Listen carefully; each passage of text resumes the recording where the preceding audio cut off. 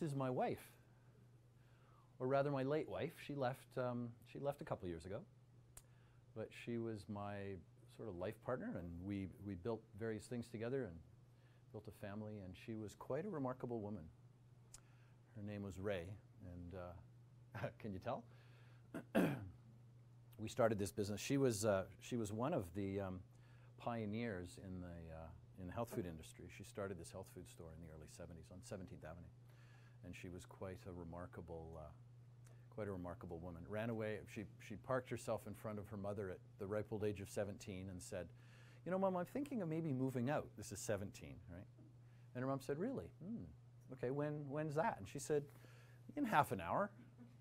And so she did. She actually moved out at 17 years old and moved into a house with 5 or 6 people in it, and that was it. She never moved back home. Now, I don't know about you, between the two of us, we had 4 children, and every one of them moved back home. So she had some interesting events in her little misspent youth, and she studied herbology. She was encyclopedic in her knowledge. We did various workshops with various people, and we'll chat a little about some of the people we're bringing in. But she could walk into a forest. She could walk through a botanical garden. She could walk through any place. And we used to play with some of the other botanists and the other aromatherapists, all these people who are incredibly conversant with plant material. And we used to say, "Okay, hold on," and we used to grab something that she couldn't see. "Okay, close your eyes," and she'd be able to feel something. Feel the stem, feel the leaf, feel whatever it is, and smell it, and almost unequivocally be able to tell you what it was. And if she couldn't tell you exactly what it was, she could tell you, do you remember the botanical stuff? It's genus and species and all of that stuff, right? She could tell you at least the genus, and often the species, just from her nose. Now, we talk about the perfume industry, and we're not involved in the perfume industry. We're involved in the aromatherapy business. But she would be classified in many circles as having a nose. So oftentimes we would get a fragrance, and we would go, there's a bit of this, and there's a bit, can you smell this, and can you smell this? It's very magic. The power of essential oils is quite remarkable. And we're going to investigate that a bit. We're going to talk a little about the power of essential oils. This, in all due course, was how things evolved as we moved into the essential oil business. Because what happened is we exited from the health food business because Community was so successful. And she sort of whispered in my ear in the early 80s and mid 80s, and she said, I think aromatherapy is the next frontier here. And so we went down to the States, we met some aromatherapists. Aromatherapy's been around for thousands and thousands of years. It's just been conventionalized recently, right? So she was a pioneer in the industry and very highly regarded. And this is her out in the prairies many years ago, but she was quite a remarkable woman. And one of her modus operandi, she was considered by many to be a bit of a witch doctor. And when she had her health food store on 10th Street, she had on occasion bikers like the Hells Angels would show up, and they'd be all beaten and bloodied, and they'd say, "Who can we go to?" And they'd go to Ray, and she would fix them up, right? So she was quite remarkable in that regard. And there's been all kinds of wonderful stories about her capacity to heal. She really was a healer. And the use of essential oils is probably the augmented capacity of Mother Nature to heal. Now this is Ray and Robbie in the middle and I, and this is the Bosphorus behind us, and this is when we were in Turkey. This is our last trip together, actually. Robbie is absolutely extraordinary, and the two of them were thick as thieves. They met in Bali 8 or 9 years ago, and they had a conviviality that when you see somebody, you just know who they are. They were just, the second they met, they became best friends. And Robbie is a naturopathic doctor, and she is a very advanced aromatherapist as well. And she's in fact in town right now doing some workshops with us called Blossoming Heart. Does anybody know what kinesiology is? Know what muscle testing is? So when you have when you have any body, you hold a cell phone to your ear and you do muscle testing, your body knows that holding some kind of electronics to your sense, your physiology, probably isn't very good. And when we muscle test with this, or you hold strychnine in your hand and you muscle test, your body will tell you that it's not particularly good for you. And what Robbie does is she teaches that and propagates that through the use of essential oils. And the use of essential oils when you're carrying an essential oil, whatever it might be geranium, it might be eucalyptus or lavender or lemon, and what you'll do is you'll hold on to that, and it may be addressing a particular emotional aspect of you at any given point in time. There's a wonderful essential oil called Fragonia, which is very magic, and it has to do with clearing out a whole bunch of emotional baggage. Who has emotional baggage? So we spent our time in Turkey. This was not an aromatherapy endeavor so much as it was investigating the ancient majesty of Turkey, and it was a gastronomique event. We sort of went and ate and did all kinds of, and then we discovered the majesty of Turkey. Robbie and her husband Jim and Ray and I, on one occasion, but then we participated in 3 occasions where we went to the south of France, to Provence, and I'm going to show you some pictures of Provence because I was just there a few weeks ago.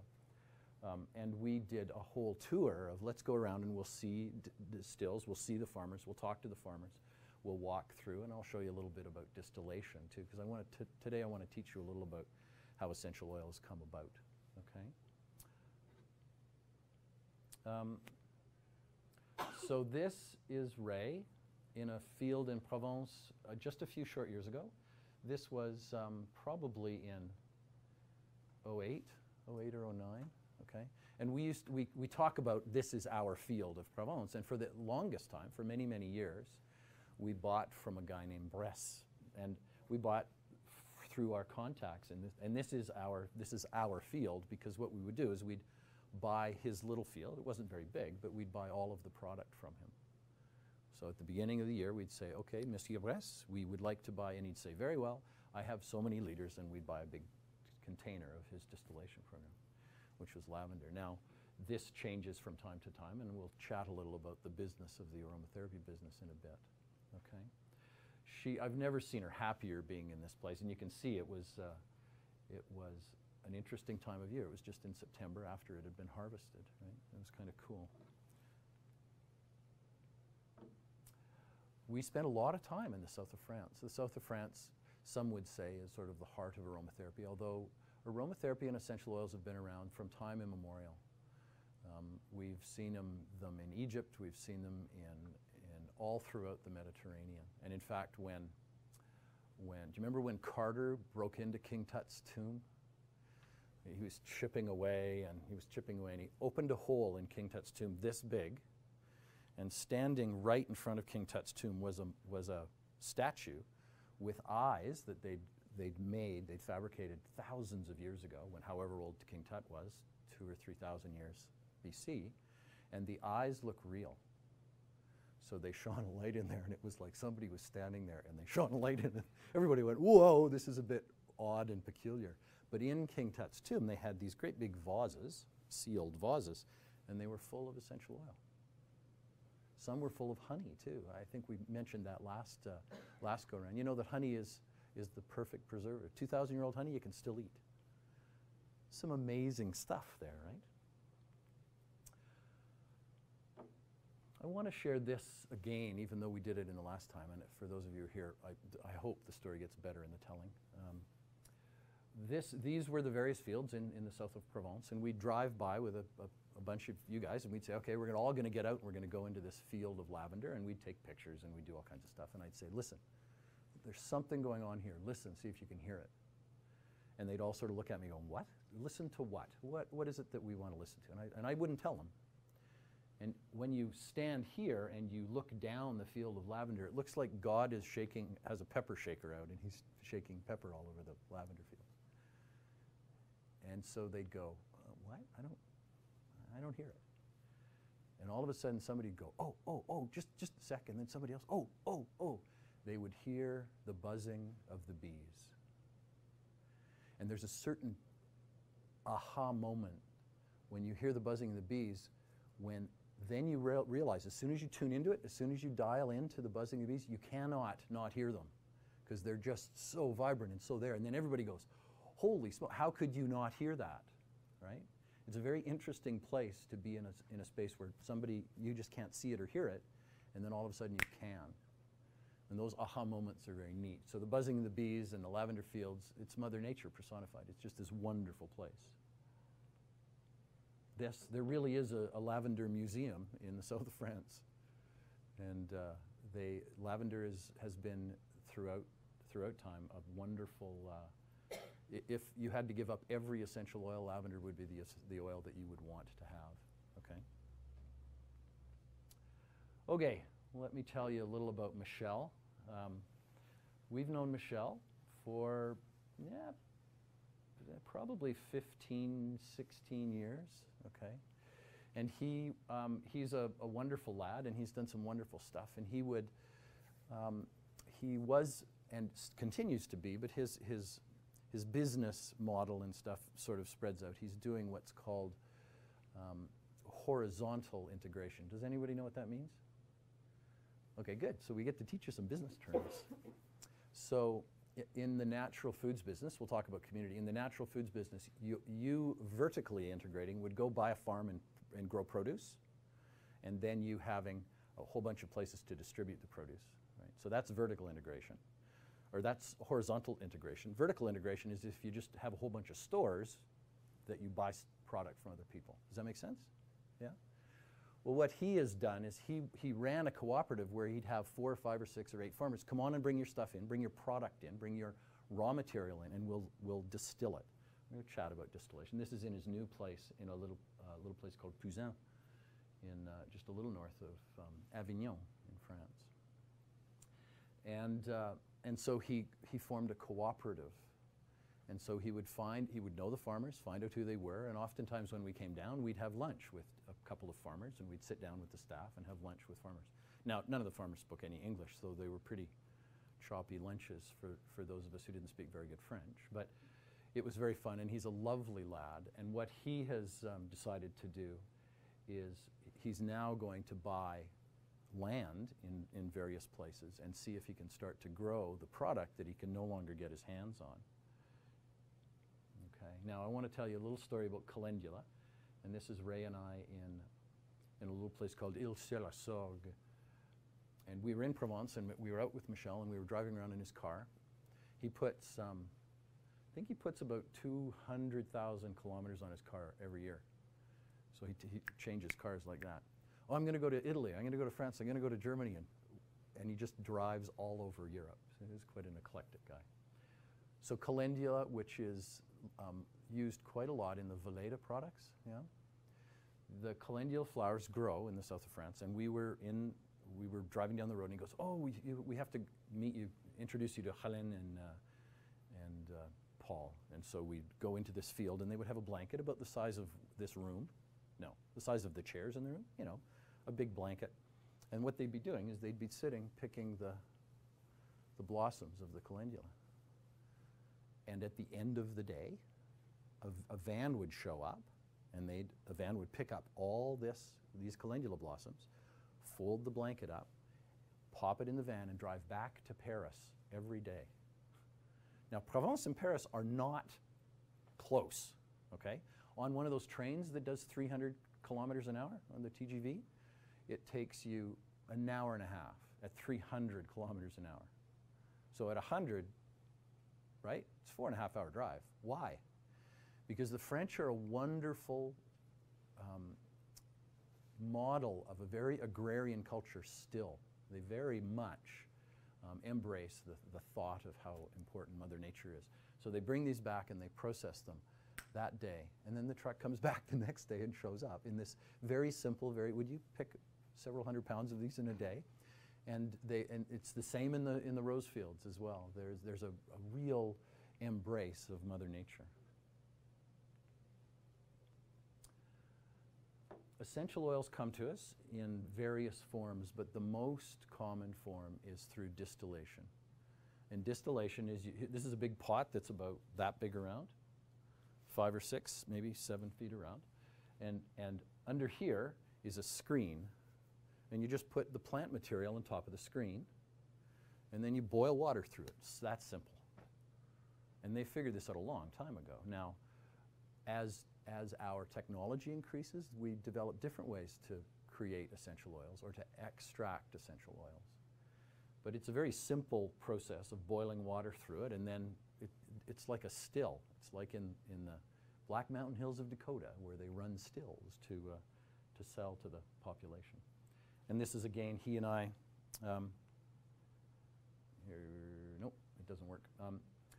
He and I looking at a still and looking at some product here as well, which was corn flour. This is more trivia, but another interesting thing, he found this equipment. These are stills as well, right? He found this equipment in Madagascar. And it was in an old museum in Madagascar. He now has one of our friends, one of his employees ran another business, and the two of them got together, and he now lives in Madagascar, so that's where one of the places he sources his product. But he found this in an old museum, and it had never been used. So he got another Michel, believe it or not. He got another Michel, and they just took it all apart, and they put it in one of those great big containers and popped it on a ship and sailed it up to France and installed it. And it had never been used before. It was just sitting there waiting to... So this is another methodology of distillation. Again, that's in fact a still, and we boil water through it and pull water out the other end, right? Let me chat a little about this business of his, right? You see this great big vat, right? That's essential oil. And they carry it and run it, and it's a big organization. And he is a very large provider of one of the big users of essential oils. They don't actually bottle essential oils and sell the essential oils, but they use essential oils in their products. Essential oils and good essential oils are incredibly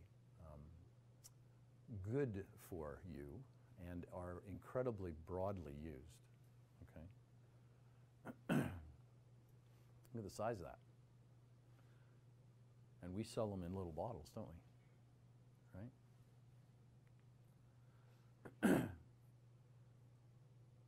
So you have to listen really hard because he falls from English to French all the time, and he just assumes you can speak the language perfectly, so you actually have to pay attention.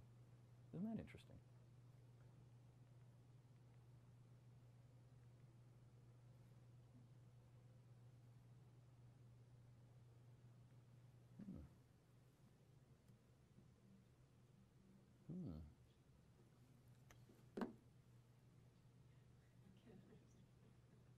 Isn't this odd? Hold on.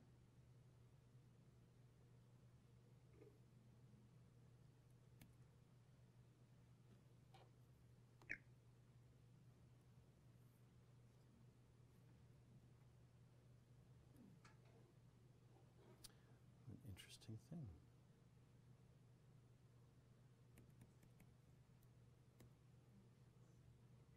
Wow.